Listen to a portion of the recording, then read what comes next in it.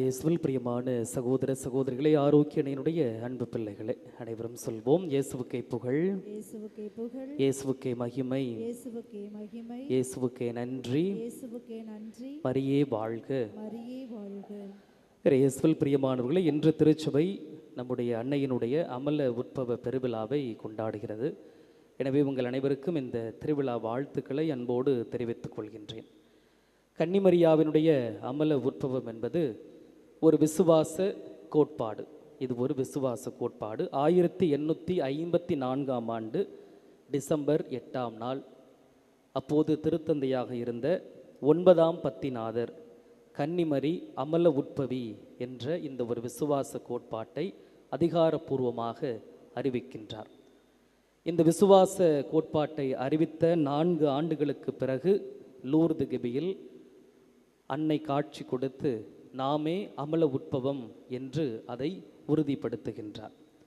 பிரியமான சகோதர சகோதரிகளை, புனித மரியாவின் ஆன்மாவை ஜென்ம பாவத்தின் கரை ஒரு வினாடி முதலாய் தொட்டது கிடையாது. அன்னை கன்னிமரியாவினுடைய ஆன்மாவை ஜென்ம பாவம் ஒரு வினாடி முதலாய் தொட்டது கிடையாது.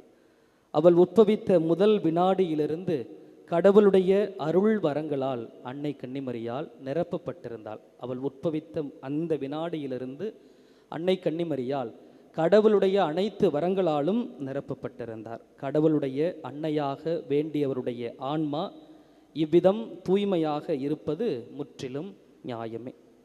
திருச்சபையினுடைய முதுபெரும் தந்தையர்கள் அன்னை கன்னிமரியாவை பற்றி இவ்வாறாக சொல்கிறார்கள்: அன்னை கன்னிமரியால் வானதூதரை விட தூய்மையானவள் என்று சொல்கிறார்கள். அதோடு கூட பாவக்கரை இவளை ஒருபோதும் அணுகியது இல்லை என்று சொல்லி திருச்சபையினுடைய முதுபெரும் தந்தையர்கள் சொல்கிறார்கள்.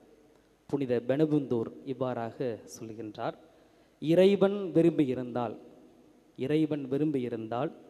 இப்போதிருக்கும் விண்ணகத்தையும் மன்னகத்தையும் விட மேலான ஒரு விண்ணகத்தையும் மன்னகத்தையும் படைத்திருக்கலாம்.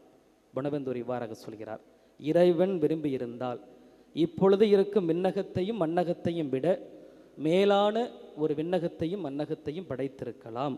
ஆனால் மரியாளை விட மேலான ஒரு தாயை அவரால் படைத்திருக்க முடியாது என்று புனித பெனபுந்தூர் இவ்வாறாக சொல்கிறார். மரியாவை தவிர வேறு யாரையும் படைத்திருக்க முடியாது என்று சொல்கிறார். எபேசியரில் அதிகாரம் 1 இறைவசனம் 4 இவ்வாறாக வாசிக்கின்றோம்: நாம் தூயோராகவும் மாசற்றோராகவும் தம் திருமுன் விளங்கும்படி உலகம் தோன்றுவதற்கு முன்பே கடவுள் நம்மை கிறிஸ்து வழியாக தேர்ந்தெடுத்தார் என்று வாசிக்கின்றோம். ஆக உலகம் உருவாகும் முன்பே ஒவ்வொரு கிறிஸ்தவனையும், திருமுழுக்கு பெற்ற ஒவ்வொரு கிறிஸ்தவனையும் இறைவன் கிறிஸ்து வழியாக தேர்ந்து கொண்டார் என்றால் கடவுளுடைய தாயாகிய அன்னை கன்னிமரியாவை தேர்ந்து கொண்டது எவ்வளவு பொருத்தம், எவ்வளவு சால சிறந்தது.